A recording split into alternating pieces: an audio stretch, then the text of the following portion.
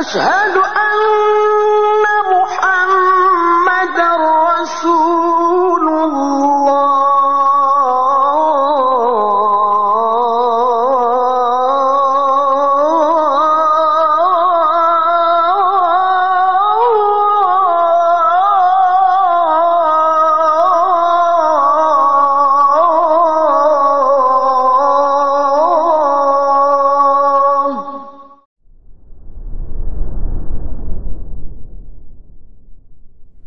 Assalamualaikum warahmatullahi wabarakatuh. Innal hamdalillah nahmaduhu wa nasta'inuhu wa nastaghfiruh wa na'udzu billahi min shururi anfusina wa sayyiati a'malina may yahdihillahu fala mudilla lahu wa may yudlil fala hadiya lahu. Asyhadu an la ilaha illallah wahdahu la syarika lahu wa asyhadu anna Muhammadan 'abduhu wa rasuluhu la nabiyya ba'dahu.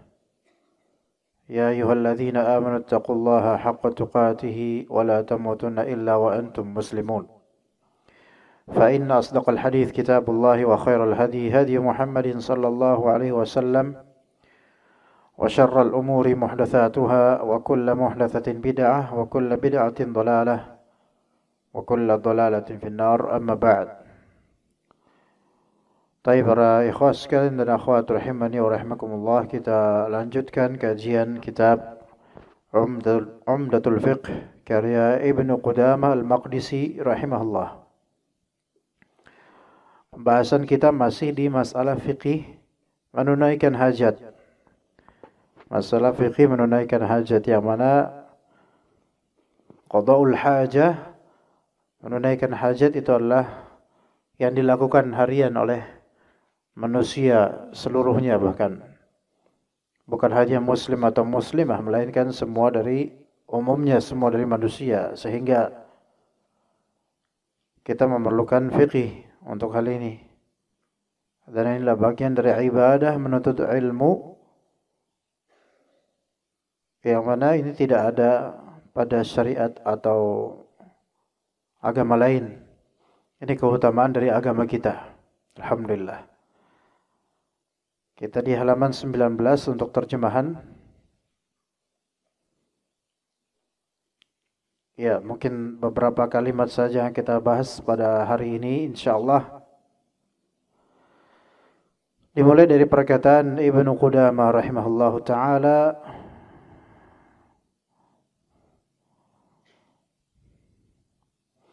wa in kana fil fada'i ab'ada wastatara. Kita mulai dari kalimat tersebut. Wa in kana fil fadha' ab'ada wastatara. Itu ada penerjemahan yang kurang tepat ya. Di kalimat saat menunaikan hajat hendaknya duduk dengan bertumpu pada kaki kiri. Ya. Itu berdasarkan hadis dhaif. Harusnya setelah lafal kaki kirinya titik gitu loh. Kemudian kalimat walaupun ini diganti dengan seandainya. Ini kurang tepat ya. Seandainya ia berada, bukan telah. Seandainya atau sekiranya ia berada. Ya, wa in kana fil fada'i, jika dia berada di al-fada'. Al-fada' itu tempat terbuka. Ya. Ini apa di sini? Tempat yang jauh lagi tertutup. Ini terjemahannya tidak tepat atau mungkin dia pakai cetakan yang lain ya. Jadi yang sahih adalah begini yang sahih. Makanya ini pentingnya kita ngaji kitab tapi juga bahasa Arabnya juga dilihat gitu. Aslinya gitu. Yang benar begini kalimatnya. Sekiranya ia berada di tempat yang lengang, kosong, itu fadha. Tempat yang terbuka dan kosong, itu fadha. Maka ab'ada wastatara, maka hendaklah dia menjauh dan menutupi dirinya. Itu maknanya. Tapi di sini apa? Walaupun ia telah berada di tempat yang jauh lagi tertutup, enggak. khata. Ya, jadi yang benar ini kalimat baru. Dari saat menunaikan hajat hendaknya duduk dengan bertumpu pada kaki kirinya, titik, selesai. Oke. Kemudian kalimat baru. Jika ia berada di tempat kosong, maksudnya tempat fadha, makan fadhi, yaitu tempat yang lowong, lapangan atau padang pasir, outdoor gitu, tempat outdoor di luar dari rumah, luar ya. Maka hendaknya dia ab'ada wastatara. Hendaklah dia ab'ada, menjauh, dan istatara, mencari sutrah. Mencari apa? Mencari sutrah, itu yang sahih. Ya. Sebagaimana hadis Al-Mughirah bin Syu'bah radhiyallahu anhu, kata beliau, kuntu ma'an Nabi sallallahu alaihi wasallam fi safar. Saya pernah bersama Nabi sallallahu alaihi wasallam dalam sebuah safar, suatu safar. Dan beliau berkata, ya Mughirah, khudhil idawata, wahai Mughirah, ambillah ember, semacam ember. Fa akhadtuha fantalaqa Rasulullah sallallahu alaihi wasallam. Maka aku ambil ember, kemudian Rasulullah SAW pergi, hatta tawara anni, sampai beliau agak tersembunyi dari pandangan mataku. Artinya menjauh dan istatara, mencari sutrah, yaitu menutupi diri entah dengan pohon atau apa gitu. Ya. Faqadha hajatahu, ya, maka beliau pun menunaikan hajatnya di sana. Juga dalam hadis riwayat Abu Dawud dari Jabir bin Abdullah radhiyallahu anhuma, bahwasanya beliau berkata, kana Rasulullah SAW idza arada al-baraza intalaqa hatta la yarahu ahad. Nabi SAW jika beliau ingin BAB, dan di sini diistilahkan dalam hadis Abu Dawud di sini al-baraz. Ya, itu al-baraz itu bisa dimutlakkan pada tempat ya yang kosong, bukan bangunan, ya, namun bisa dipakai untuk menunaikan hajat. Maka beliau kalau pengen menunaikan hajat BAB maksudnya, maka intalaqa, beliau pun bertolak pergi sampai tidak seorang pun bisa melihat beliau. Di zaman Nabi itu banyak yang menunaikan hajat outdoor, tidak di dalam ruangan. Beda dengan sekarang yang bangunan itu lebih mudah didapat. Ya, dulu tidak seperti itu. Bahkan mungkin sebelum tahun milenial di kampung-kampung itu WC, kamar mandi itu di luar dari rumah. Ya, bahkan sebagiannya juga tidak ada temboknya gitu loh. Di kampung-kampung. Apalagi di zaman Nabi SAW. Nah, jadi ketika dia berada di tempat yang lowong, maka dia hendaknya apa? Menjauh dan menutup dirinya. Begitu. Nah, kemudian wartada maudhi'an rakhwa, dan hendaklah dia memilih maudhi', tempat landas yang rakhwa, yang lunak. Ya, hendaklah dia cari itu tempat yang lunak, maksudnya makan, ya, maksudnya al-makan, yaitu tempat yang ketika dia kencingi tempat itu, dia tidak khawatir akan percikan pantulan air kencingnya. Ya, cari tempat yang membuat rasyasul baul, percikan baul itu tidak memantul kembali kepada dirinya. Ini maksudnya dari memilih tempat tanah yang lunak. Ya, itu maksudnya. Pembahasannya begitu gitu loh, pembahasannya. Jadi masuk ke dalam kiasan ini urinoir misalnya, buat kencing berdiri ada urinoir, terus kemudian ditutup bagian depannya supaya rasyasul baul, yaitu percikan air kencingnya itu enggak balik ke celana kita. Itu masuk dalam kalimat ini gitu loh.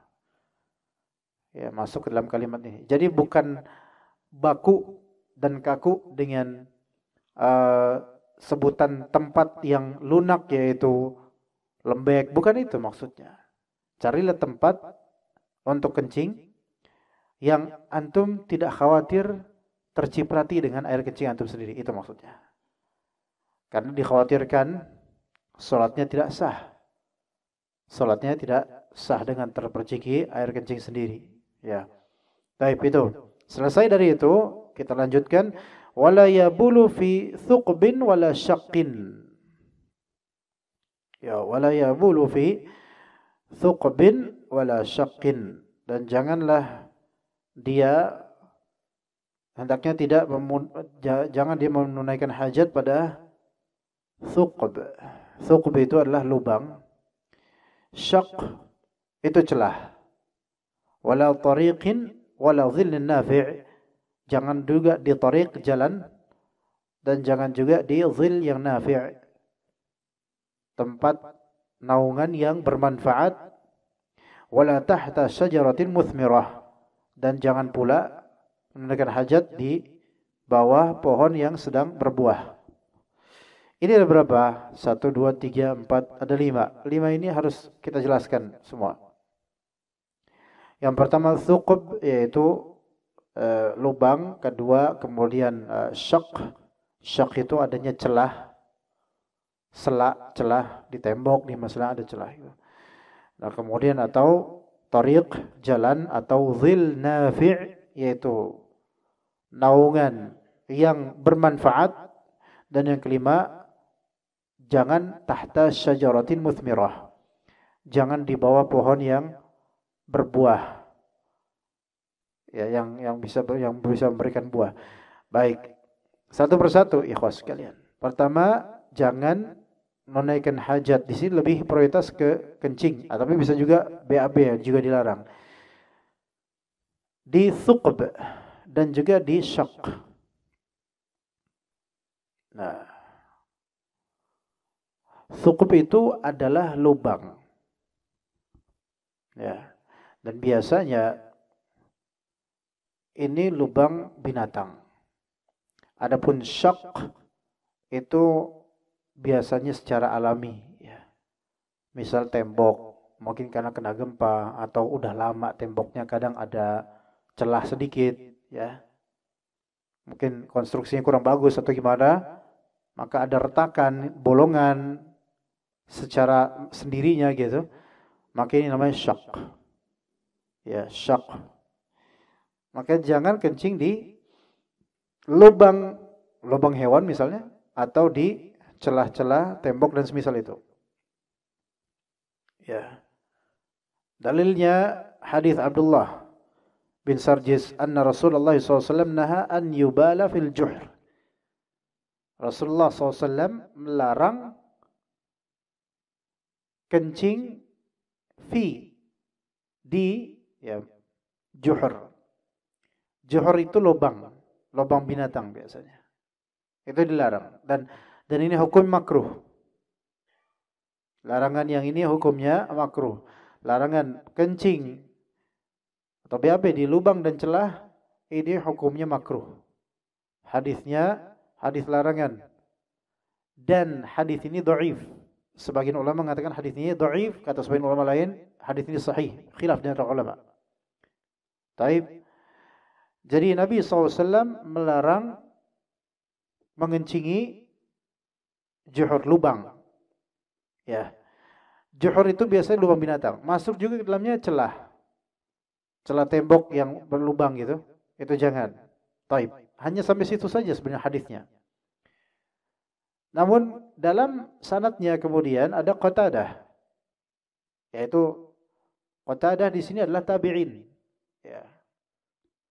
Adapun Abu Qatadah itu sahabat, ya. Beda. Qatadah ini tabi'in, salah satu perawi dari hadis ini. Qalu li Qatadah. Maka orang-orang murid-murid bertanya kepada Qatadah, ma yukrahu minal bauli fil juhur? Apa sebabnya dimakruhkan atau tidak disukai kencing di lubang? Kenapa? Maka kata Qatadah, kana yuqalu innaha masakinul jin. Ya. Dikatakan, ada dulu orang bilang bahwasanya juhur, yaitu lubang-lubang, ya, itu adalah tempat tinggalnya jin, gitu. Tempat tinggalnya jin. Oke. Baik. Apakah penyebutan sebab kemakruhan atau dilarangnya kencing di lubang ini disebutkan oleh Rasulullah? Bukan. Oleh siapa? Oleh Qatadah. Ya, sehingga sebab ini adalah ijtihad dari seorang Qatadah, seorang tabi'in, bukan dari Rasulullah SAW. Oke. Jadi tidak dinisbatkan kepada Rasulullah. Dinisbatkannya hanya apa? Rasulullah melarang apa? Mengencingi lubang. Dah itu aja, khalas. Adapun illatnya, sebabnya diutarakan oleh Qatadah, bukan oleh Rasulullah SAW. Jadi hati-hati dalam menisbatkan. Bukan Rasulullah yang bilang bahwasanya lubang-lubang itu adalah tempatnya jin, bukan. Melainkan Qatadah. Dan itu pun Qatadah, kata Qatadah bilang, kana yuqalu innaha masakinul jin. Orang-orang bilang gitu, kata Qatadah. Itu pun Qatadah mengatakan kata orang gitu loh. Maksudnya kata para sahabat gitu, kata orang-orang, kata kaum muslimin gitu. Ini yang disebut ya sebab, tapi sebab pelarangan yang sifatnya perkiraan saja, bukan kepastian. Taib. Jadi para ulama mereka menyebutkan sebab dilarangnya kencing di lubang ada dua. Pertama, karena ini adalah sarangnya jin, gitu satu. Ini zahirnya seperti itu. Dan kedua, yaitu sebabnya dikhawatirkan itu di lubang itu ada binatang yang terganggu kemudian mencatek seperti ular dan semisalnya. Ya, begitu. Itu sebabnya. Dan hadis ini hadis yang mukhtalafun fih, yang perselisihkan oleh ulama hadis mengenai sahih atau tidaknya. Beda-beda ulama berpendapat tentang hadis ini. Ya.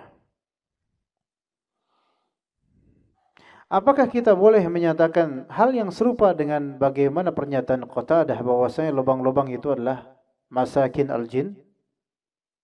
Boleh atau tidak? Ya boleh-boleh aja. Tapi hal ini tetap sesuatu yang gaib. Ya. Sehingga kita tidak bisa menta'in dan menentukan bahwasanya jin fulan atau jin fulan itu tinggal di lubang fulan. Enggak bisa.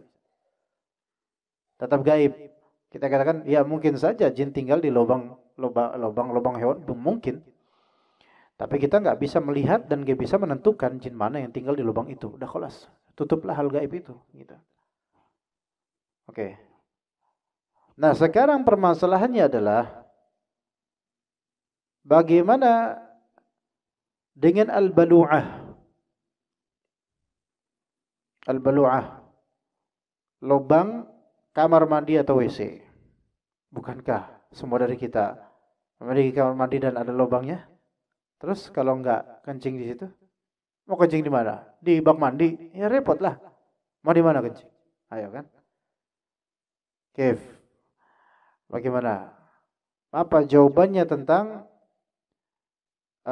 lubang kamar mandi atau lubang kloset? Apakah berarti enggak boleh dong kencing di lubang itu gitu loh. Yang sahih adalah jawabannya adalah bahwasanya selama lubang tersebut memang mu'ad liqada'il hajah, maka hukum ini tidak berlaku. Yaitu mu'ad maksudnya selama lubang itu memang disediakan sebagai fasilitas untuk menunaikan hajat, maka ini keluar dari hadis ini. Ya, ini keluar dari hadis ini. Lubang kamar mandi, kadang orang kencing di situ, tidak masalah. Ya. Lubang kloset, ya memang itu tempatnya. Ya. Makanya sampai detik ini nggak ada jin yang protes. Enggak. Ada nggak jin yang protes? Saya penghuni lubang WC, kok kenapa kamu cingin saya? Lah, ya salah sampean lah mas. Kenapa di situ? Kan memang tempatnya kita untuk kencing di situ, udah kelas. Ya, makanya jin nggak bisa mereka menegakkan hujah dalam masalah ini. Ya, gitu. Oke, ada nggak di antara rumah antum ya, habis kencing kemudian ada yang kesurupan, jinnya protes, saya nggak terima, saya dikencingin. Ya, antum kan di situ emang tinggal, kenapa di situ? Maka lubang-lubang atau juhur atau semacam itu yang difasilitasi untuk menunaikan hajat, maka keluar dari kemakruhan dalam hadis ini. Ini jika hadis ini kita katakan sahih. Adapun jika kita katakan hadis ini dhaif, maka hukumnya kembali ke hukum asal, yaitu boleh. Gitu loh. Hukumnya kembali ke hukum asal, yaitu boleh. Nah, baik. Kemudian setelah masalah juhr atau thaqab dan juga syaq, berikutnya kata Ibnu Qudamah, wala tariqin wala dhillin nafi'. Dan jangan kencing atau BAB di tariq. Tariq itu jalan. Jangan di jalanan. Ya, itu jelas kalau jalanan. Sekarang wala dhillin nafi', dan jangan pula di dhil, yaitu naungan yang bermanfaat. Nah, untuk yang tariq dan dhil nafi', maka ini hukumnya haram. Hukumnya haram. Kencing atau menunaikan hajat di jalan dan atau di tempat dhil, naungan yang bermanfaat. Versi terjemahan kurang tepat terjemahannya. Jalan itu dulu tariq. Jangan seseorang BAK atau BAB apalagi di jalanan. Ini berdasarkan hadis yang sahih diriwayatkan oleh Imam Muslim. Ittaqul la'anain. Jauhilah oleh kalian dua hal yang menimbulkan laknat orang-orang. Qalu wa man la'anain. Apa itu dua hal itu ya Rasulullah? Maka kata Nabi SAW, alladhi yatakhalla fi tariqin nasi aw fi dhillihim. Itu orang yang BAB terutama, ya, di jalanannya orang-orang atau di naungan mereka. Berarti dua hal di sini, di jalanan orang-orang atau di naungan mereka. Baik. Dan di sini ada beberapa faedah. Pertama, hadis ini menunjukkan haramnya perbuatan tersebut. Dari segi apa? Dari segi yaitu penyebutan Rasulullah terhadap perbuatan itu la'an, yaitu perbuatan yang menimbulkan laknat orang, dan itu sesuatu yang buruk. Asalnya melaknat itu haram. Sehingga menimbulkan hal yang haram itu haram. Enggak. Coba ketika lagi jalan enak-enak terus kita dapetin ada telek di situ. Kesel kayak kita. Wah, ini siapa nih? Gitu kan. Marah kemudian, wah, didoain jelek tuh orang yang BAB di situ. Mendoakan keburukan. Karena laknat itu ada dua makna. Imma maknanya mengutuk, imma maknanya mendoakan keburukan. Ya. Wah, ini terkutuk nih yang BAB di sini nih, gitu. Ya. Yatakhalla di sini BAB. Masuk juga kepadanya yaitu buang sampah yang busuk, buang kotoran. Masuk. Memang ya tentu BAB lebih buruk ya, tapi buang sampah yang membusuk di jalanan, di tempat yang tidak direstui oleh masyarakat, ini masuk sebenarnya. Karena orang-orang akan mengutuk, makanya kadang-kadang kan ada klausul di tempat yang biasa orang buang sampah sembarangan di situ. Yang buang sampah di sini adalah monyet gitu. Itu kan sebenarnya termasuk bagian dari laknat, memonyetkan orang gitu loh. Yang buang sampah di sini bakal mandul gitu. Ini kan sebenarnya laknat, ya. Maka haram hukumnya melakukan hal itu. Karena mengundang orang untuk berbuat laknat, mengundang orang untuk melaknat itu berarti haram, kita melakukan hal yang haram. Jangan undang, jangan buat mereka itu mengutuk kita gitu. Maka menunaikan hajat di jalanan orang, maksudnya tariqin nas, itu haram. Karena itu akan dimanfaatkan oleh orang. Taib. Masuk ke dalamnya mungkin bukan hanya menunaikan hajat, dikiaskan darinya hal-hal lain seperti membuang tikus, bangkai tikus di jalan raya, jalan aspal. Ya. Ada beberapa orang kayak gitu. Daripada dikubur mendingan Taruh aja ntar kan kelindes-kelindes mobil. Ya. Apakah itu memang tempat buang sampah, buang bangkai? Ya enggak lah. Bahkan itu bisa bermudarat nanti bagi mungkin pemotor yang lewat, mungkin kalau tikusnya werok gede, ayo sok. Bisa lah bermudarat, gede tikusnya tuh, ya. Dan ternyata udah tikusnya udah berbaring doang, udah mati. Kan cuman pengen dilenyapkan dengan cara natural aja gitu loh. Di jalan raya Cilangkap mumpung rame kelindes terus, ya gitu kan. Nanti juga ya udah, nanti juga gepeng terus udahlah, habislah gitu kan. Belatung juga nggak ada karena kelindes terus gitu kan. Tapi kan ketika masih gede itu tikus worok misalnya, pemotor bisa aja berusaha untuk menghindar dan khawatir terjadi kecelakaan mungkin kan. Atau mungkin ternyata tikus itu keker mungkin, kemudian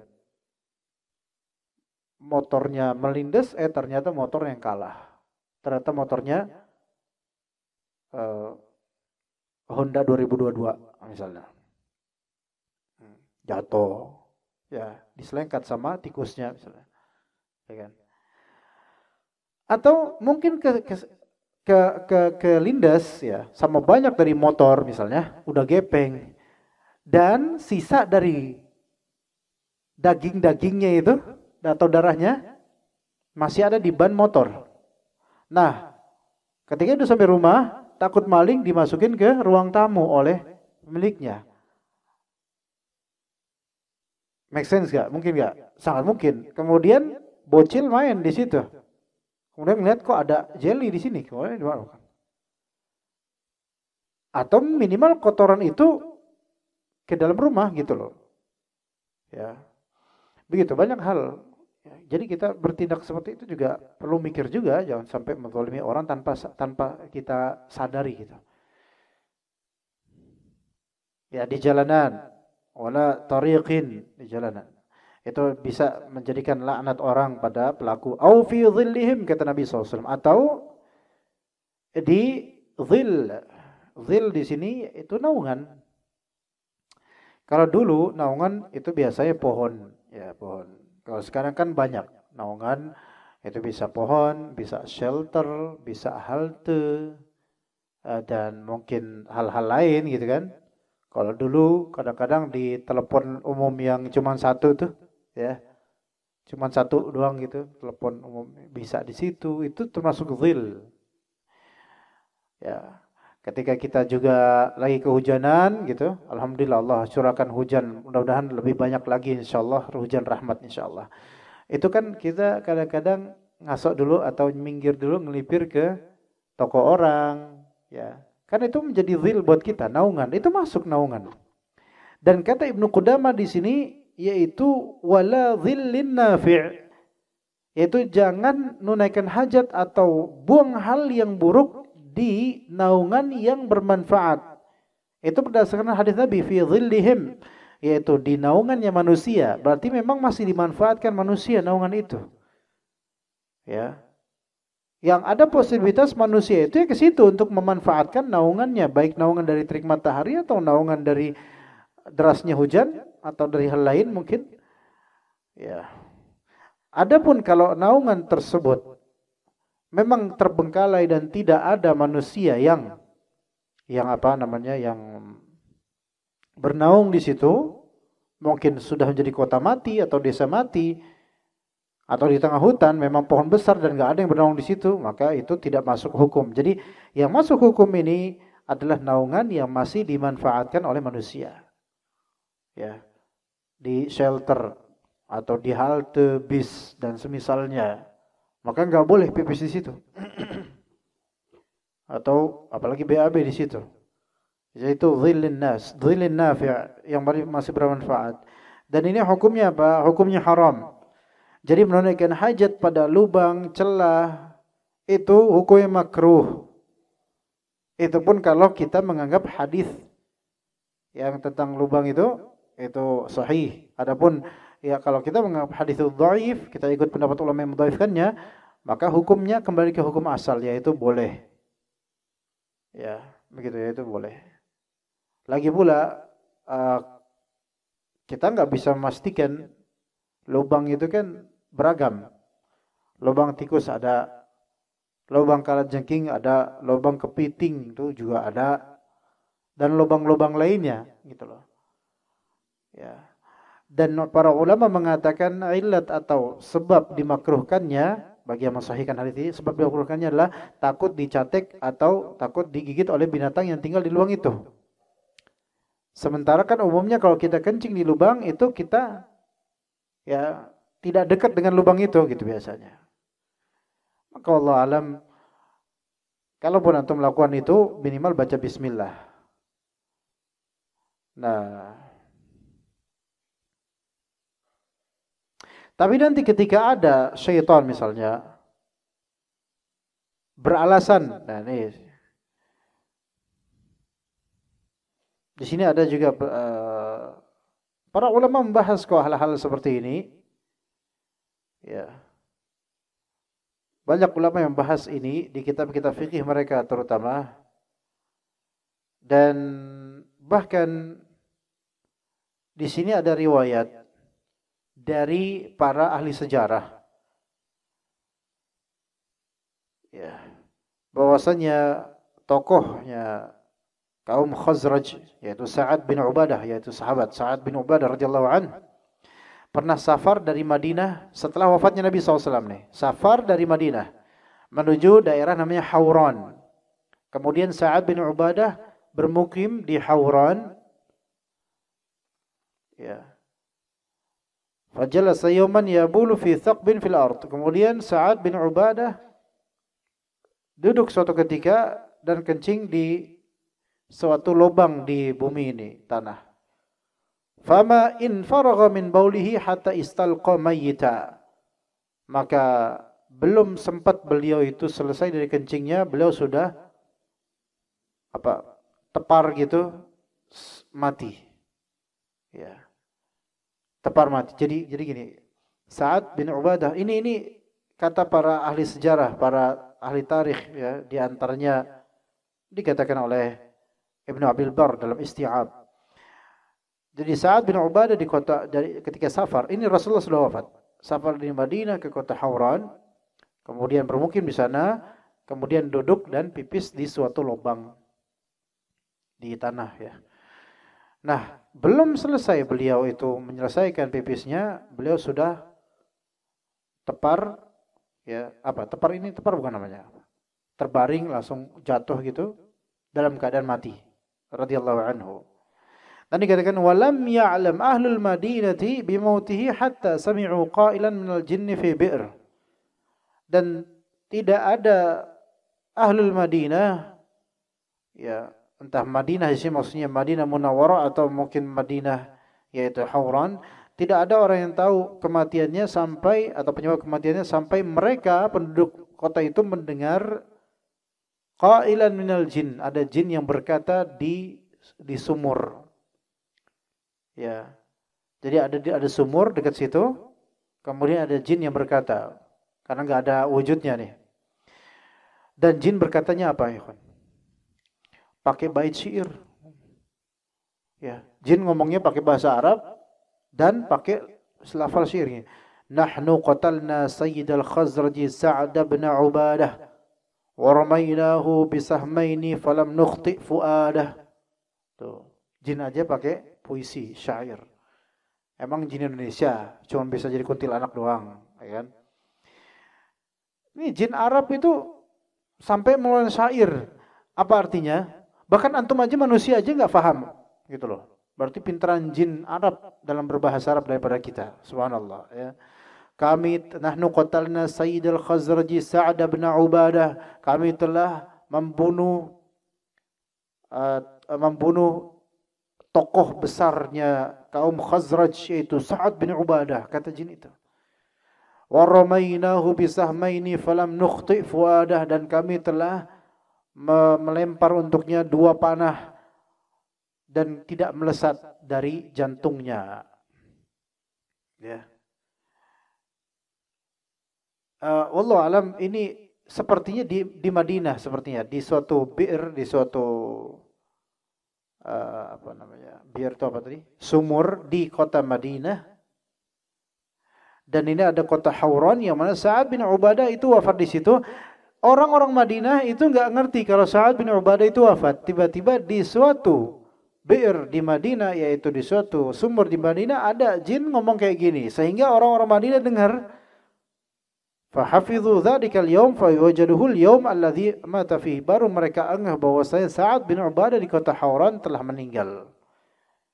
Ya. Kisah ini kata para ulama, walaupun di sanadnya itu ada sedikit perbincangan di antara ahli hadis, tapi kisah ini masyhur di kalangan ahli sejarah. Ya. Dan kata Ibnu Abdul Barr, "Walam yakhtalifu annahu wujida mayyitan fi mughtasalih." Tidak diperselisihkan oleh ulama bahwasanya Sa'ad bin Ubadah itu ditemukan mati di tempat beliau mandi. Ketika itu kayaknya beliau pipis dulu, kencing dulu, terus wafat gitu. Wa qad ikhdarra jasaduh, dan jasadnya itu berwarna hijau. Jasadnya berwarna hijau. Masya Allah. Ini disebutkan oleh Ibnu Abdul Barr dalam kitab Al-Isti'ab fi Ma'rifatil Ashab. Seorang sahabat Nabi loh. Ya. Wallahu a'lam, apakah benar itu memang dibunuh oleh jin atau tidak? Pertanyaannya sekarang, apakah mungkin jin dengan izin Allah, apakah mungkin memberikan madarat pada insan? Jawabannya mungkin. Iya, ya, Rasulullah SAW kan kena sihir pernah. Itu udah cukup sebagai bukti. Tapi itu semua kata Allah, wa ma hum bidarrina min ahadin illa biiznillah. Tidaklah mereka memberi madarat kepada siapapun kecuali dengan izin Allah. Madarat ini baik penyakit dengan izin Allah ataupun bahkan kematian dengan izin Allah Azza wa Jalla. Ya, jadi mungkin itu mungkin terjadi. Namun apakah riwayat ini bisa menjadi pendukung terhadap hadis tadi? Nah, ini yang dipermasalahkan. Tapi tetap kita sebaiknya mendidik anak-anak kita supaya jangan sembarangan untuk kencing. Karena boleh jadi ada peristiwa-peristiwa yang mungkin jinnya enggak terima atau gimana mungkin. Terutama misalnya menyimbah air panas. Ya, itu kadang-kadang terjadi. Ya. Di Westafel misalnya. Ya, salahnya salah jin itu juga sebenarnya. Bahkan ada cerita juga bahwasanya ada seseorang menyimbah air panas, mungkin bekas rebus mie atau apa gitu kan, atau rebus air. Masih panas banget. Ser gitu kan. Ke Westafel atau apa? Baca Westafel atau apa? Atau khilaf ya. Ya, apapun bacaannya pokoknya itulah. Nah, kemudian orang yang menyembah itu langsung kemudian kesurupan. Ya. Terus, kenapa nih, ada apa nih kok kesurupan itu? Saya enggak terima ini. Soalnya pemilik tubuh ini dia telah menyiram saya dengan air panas. Antum kalau dihadapkan kayak gini, antum percaya enggak? Walaupun mungkin terjadi, maksudnya mungkin terjadi adalah, ya mungkin jin ini benar enggak terima, tapi pada asalnya antum jangan percaya. Gitu. Udah, kamu keluar, mau apapun, udah keluar, jangan percaya. Karena apa? Karena ini bisa aja tracknya syaitan, supaya antum itu ngasih sesuatu ke dia. Jadi, enggak percaya. Mana buktinya gitu? Rekaman video, CCTV, enggak. Bingung, jinnya kalau gitu bingung. Ya. Jangan percaya langsung. Udah, kamu balik aja ke alam kamu, saya bacakan Al-Quran, pergi kamu, usir. Enggak, saya enggak terima. Udah, suruh pergi aja. Jangan nurut sama setan ini. Ya, kalau dia mau pakai logika ya logikain. Kamu kan jin dari api, masa kena air panas, masa kepanasan. Ya, enggak tahu jawab apa dia, enggak tahu lah. Ya. Taib. Jadi hal-hal seperti ini itu pun menjadi bahan apa? Bahan perbincangan ulama juga. Ya. Ala kulli hal. Untuk masalah di lubang WC atau lubang kamar mandi enggak masalah, insyaallah. Tempat zil yang nafi', tempat naungan yang bermanfaat, dan jalan itu haram, itu jelas. Dan kemudian yang terakhir, dan tidak pula wala tahta syajaratin muthmirah. Jangan BAK atau BAB di bawah pohon yang muthmirah. Di bawah pohon yang muthmirah. Yang memberikan buah. Nah, syajarah muthmirah. Pohon yang memberikan buah. Thamarah itu buah. Ya. Perempuan kalau ada namanya Tamara, itu dari bahasa Arab sebenarnya thamarah. Artinya buah. Ya, maka tapi kalau pakai tak doang artinya berarti kurma. Ya, jadi perempuan namanya Tamara itu artinya kurma. Ya, Bu Tamara berarti bu kurma, ya gitu. Kalau Thamara TS ya, maka dia artinya buah. Gitu. Wala tahta di sini muthmirah, thamrah. Buah ada dua macam di sini, ada yang enggak boleh, yang kita enggak boleh menunaikan hajat di pohon itu ketika buah itu imma salah satu dari keduanya, imma thamarah maqsudah atau thamarah muhtaramah. Jadi pohon yang berbuah yang kita dilarang untuk kencing atau BAB di pohon di akarnya itu, yaitu pohon yang hasilnya thamarah di sini hasilnya buahnya atau semacam itu, imma buahnya maksudah yaitu buahnya menjadi tujuan atau buahnya muhtaramah. Ya, buahnya muhtaramah yaitu buah yang dimuliakan. Ya, dimuliakan. Maksudnya dimuliakan di sini bukan disembah, bukan, tapi buahnya itu memiliki harga gitu loh. Buahnya memiliki harga. Buah yang maksudah, buah yang dituju, yang orang-orang itu menuju buah itu, yaitu menginginkan buah itu. Maka berarti buah yang memang dimanfaatkan oleh manusia, dipetik oleh manusia, baik buah yang dituju itu mat'um atau ghair mat'um, baik bisa dimakan atau tidak bisa dimakan. Baik buah itu bisa dimakan atau tidak bisa dimakan. Dan syajarah ini mencakup tanaman-tanaman. Mungkin jagung termasuk syajarah pohon. Iya. Jagung itu berarti samarah jagung itu berarti dia maksudah mat'umah. Dituju oleh orang dan dimakan oleh orang. Ya, dituju oleh orang dan dimakan oleh orang. Ada juga buah-buah yang maksudah tapi enggak mat'umah, dituju oleh orang-orang tapi tidak dimakan buah itu. Ya, buah apa tuh? Orang-orang pada ngambil tapi enggak dimakan semua buah itu. Buah apa, Pak? Jangan bilang buah vita, jangan. Itu di swalayan itu. Buah apa yang orang memetiknya tapi bukan untuk dimakan. Apa, Pak? Bintaro ya. Buat yang lawan tikus. Ya, termasuk. Ya. Bintaro itu nama pohon, nama buah ya, Pak. Bukan, iya nama daerah betul, tapi Bintaro dulu saya juga pernah, gimana ya caranya supaya ini tikus ya? Pakai Bintaro aja. Wah, jauh Tangerang, susah. Ya gitu. Kemudian ada kita azan habis ini, ada juga buah yang muhtaramah. Yaitu yang memiliki harga. Ya, baik dia dimakan atau enggak, pokoknya memiliki harga, dihormati. Ya, semua buah yang dimakan dihormati. Dan juga seperti kapuk misalnya, itu kan juga termasuk dimanfaatkan, dihormati. Dihormati itu bukan diagungkan, bukan, tetapi dia memiliki value gitu loh, memiliki nilai. Adapun buah yang enggak ini sama sekali, enggak dimanfaatkan sama sekali, itu enggak apa-apa di situ. Untuk BAB di ini ya, selama bukan di pekarangan orang, kalau itu bahaya itu, ya.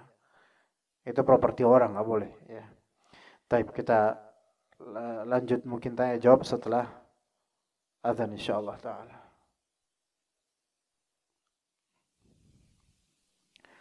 Baik, kemudian kata Ibnu Qudamah rahimahullah, nanti insyaallah kalau ada yang belum bertanya setelah ini insyaallah.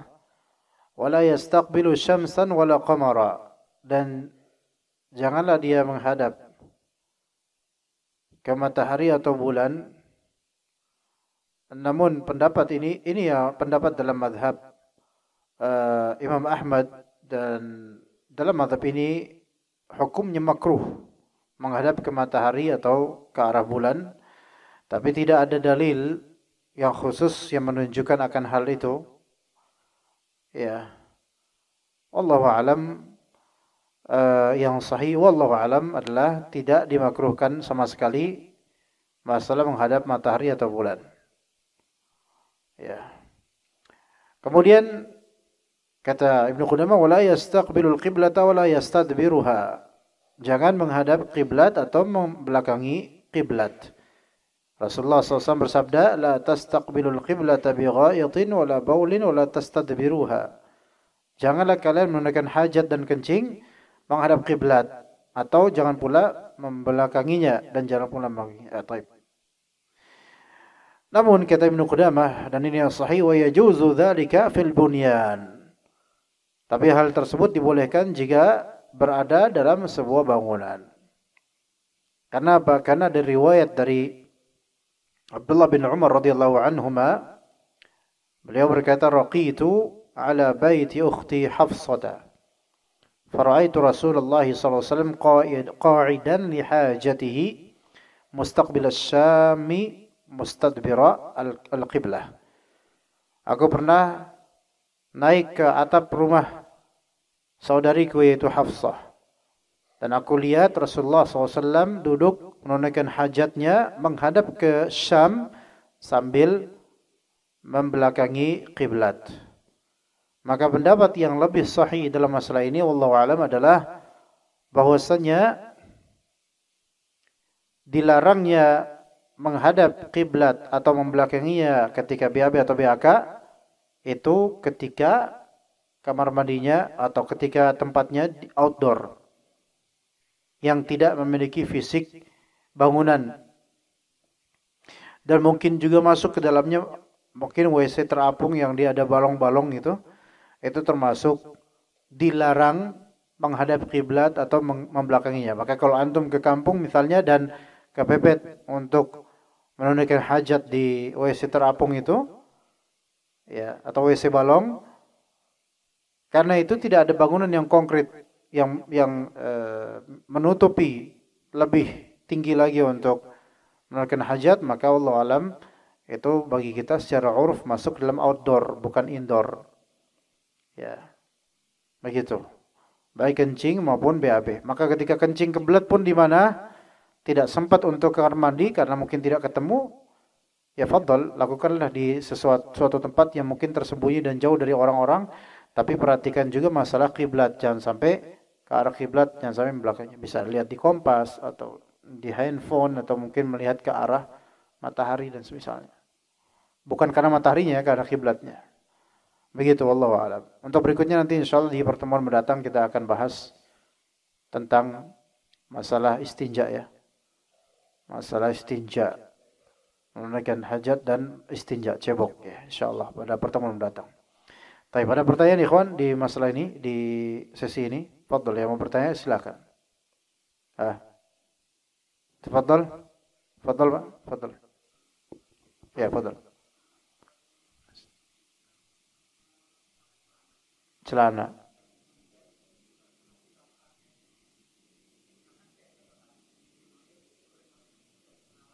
Enggak ada penghalang. Iya, taib. Bagaimana membersihkan celana yang dicurigai terkena cipratan air kencing di urinoir yang tidak ada penghalangnya? Pertama, dia harus berusaha untuk membangun keyakinan, al-yakin. Dia harus betul-betul mendeteksi benar atau enggak terciprati atau tidak. Kalau sebatas curiga, itu belum bisa membuat hukum. Melainkan dia harus memeriksa dan tabayun, clear, sampai clear. Terasa enggak ada cipratan atau kelihatan enggak ada cipratan. Ya. Nah, kecurigaan dia di sini seberapa ratio dan kadar kecurigaannya.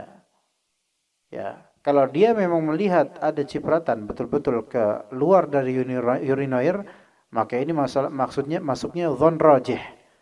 yaitu persangkaan yang kuat sehingga dia menjadi hukum, yaitu basuhlah bagian yang dianggap atau dikira kena. Basuhnya bukan ciprat gini, bukan, tapi air ser gitu. Iya, basah jadinya ya. Tapi itu ketika memang dia itu ngelihat sendiri ada cipratan keluar. Hanya dia belum tabayun bagian mana yang kena, coba dikira-kira mana aja, dikira-kira aja. Tapi kalau sebenarnya dia nggak ngelihat apa, dia nggak ngelihat ada yang ini, cuman curiga aja, maka ini belum menjadi hukum. Hukum kembali ke asal, yaitu tidak kena, gitu. Seperti itu. Wallahu a'lam. Makanya tadi kan dianjurkan fi maudhi'in, yaitu di tempat yang rahu, yaitu di tempat yang apa? Yang lunak. Artinya ketika diurinoir, antum tahulah gimana caranya kencing supaya tidak nembak balik gitu loh. Ya, begitu. Cari tempat, cari bagian yang lunak yang antum yakin secara fisika dia tidak terciprat balik gitu. Ya, ilmu fisika diperlukan memang untuk pipis ya. Ada lagi? Fadhal, silakan. Ya, fadhal. Bapak orang Padang? Oh, Makassar. Oh, mirip ya.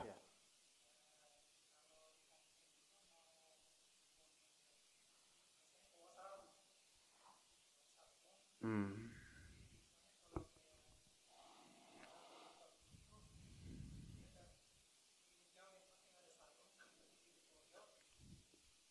Ya.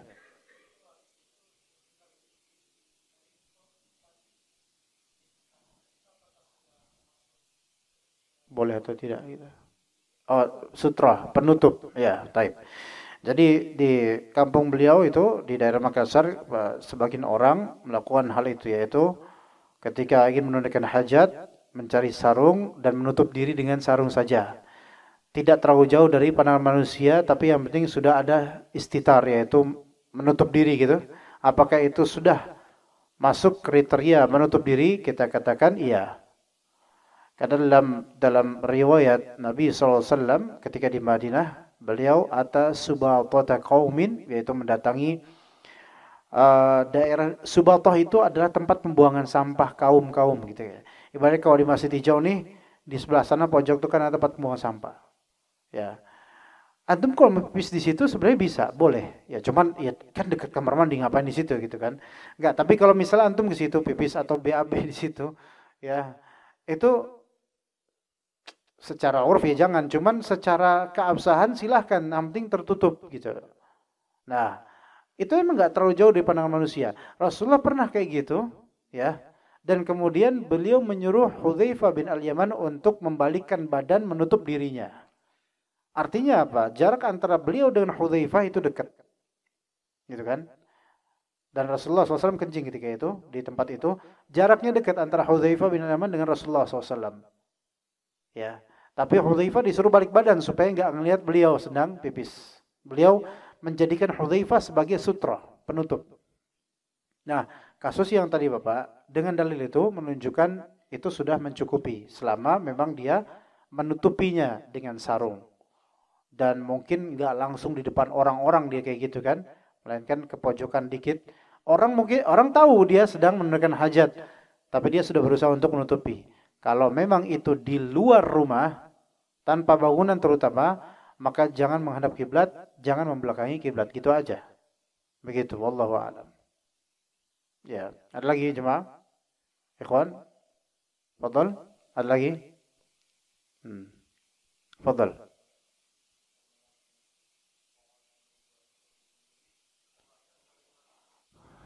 Boleh, selama enggak terpengaruh dengan itu. Kalau kencingnya tersebut hanya sekali, insya Allah nggak berpengaruh sih. Cuman tetap nggak baik gitu loh. Orang juga nggak terima kan pohonnya dikencingin. Merasa diremehkan gitu kan. Iya. Apalagi itu ada di pekarangan rumahnya. Apalagi yang ngencingin dukun lagi. Nah, ini berarti lagi nanam buhul jangan-jangan. Kan? Jadi boleh kalau memang tidak terpengaruh. Tapi kalau ternyata buahnya rasanya itu terpengaruh, maka nggak boleh, jangan terusin makan itu. Dan Kita pernah nyoba kok hal seperti itu, ternyata yang sifatnya genangan ya. Kalau tumpuk terus, kencing tuh ditumpuk di situ, dan pohon itu tuh jadi menyerap serapan-serapan kencing. Itu ternyata bisa berefek juga di beberapa buah atau batang, seperti batang ini. Batang talas, yang mana talasnya itu bisa dimakan, bukan talas hias, tapi talas biasa yang masih muda. Batangnya itu kan bisa dipotong-potong terus jadiin sayur, sayur talas. Waktu kami di Kalimantan dulu. Ya, itu rasanya beda itu. Bukan dari kuah sayurnya. Talasnya itu nggak enak, kok kayak gini sih padahal masih muda tapi kok rasanya tuh nggak enak gitu. Dari mana ini talas? Ternyata dari limbah pembuangan kamar mandi. Gitu, pernah tuh. Itu beda rasanya. Ajaib itu, Masya Allah. Jadi kita membuang produksi, kita makan lagi hasilnya, subhanallah. Ya, ya kalau udah tahu seperti itu, jangan seperti hewan jallalah. Hewan jallalah itu adalah hewan yang memakan, hewan asli halal dia, cuman dia memakan kotoran. Nah, seperti lele yang antum taruh di septic tank, itu nggak boleh dimakan. Baik lelenya atau isi septic tanknya apalagi. Lelenya nggak boleh makan, gede. Antum sembelih kemudian antum matikan, antum goreng. Jangan. Kecuali di karantina dulu. Ya. Sekian lama sampai antum tenang. Tapi ana yakin antum nggak bakal tenang makan yang lele seperti itu. Iya. Lelenya sih secure aja, antum ya insecure dengan lele seperti itu. Walaupun dagingnya dibuka putih, tapi kan bayangannya kuning, jadi nggak enak. Ya. Seperti itu ya. Jadi itu hewan jalalah, yang lebih tepat adalah tidak boleh dimakan kecuali telah dikarantina terlebih dahulu dan dianggap steril. Ya, tapi kalau lele yang khusus di septic tank itu kayaknya nggak bakal kita makan, ya. Kalaupun kita matiin, kita bunuh, kita goreng, kasih orang, jangan kasih tahu. Nggak boleh. Itu sama aja dengan apa? Menjerumuskan orang gitu kan. Nggak boleh. Tapi bagi orang itu ketika dia makan, dosa nggak? Dosa nggak? Nggak dosa. Halal nggak dia? Karena nggak tahu. Halal buat dia, nggak tahu. Ya, tapi kita yang dosa. Karena apa? Mencokoki dia sesuatu yang sebenarnya haram sebenarnya. Tapi karena nggak ketahu, nggak tanpa sepotong dia, ya nggak apa-apa. Iya. Kayak misalnya antum sengaja imam, sengaja junub sholat jadi imam, antum nggak tahu, sah nggak sholat antum? Sah sholat antum karena nggak tahu. Tapi kalau sebelum imam itu sholat dia bilang istau sufufakum afwan ana junub, tapi ana pengen sholat, antum ikut nggak sholat? Nggak boleh. Iya gitu kan, nggak boleh, nggak sah sholatnya. Begitu. Wallahu a'lam. Sallallahu ala nabiyyina Muhammad wa ala alihi wa sahbihi ajma'in. Subhanakallahumma bihamdika asyhadu an la ilaha illa anta astaghfiruka wa atubu ilaik. Assalamualaikum warahmatullahi wabarakatuh.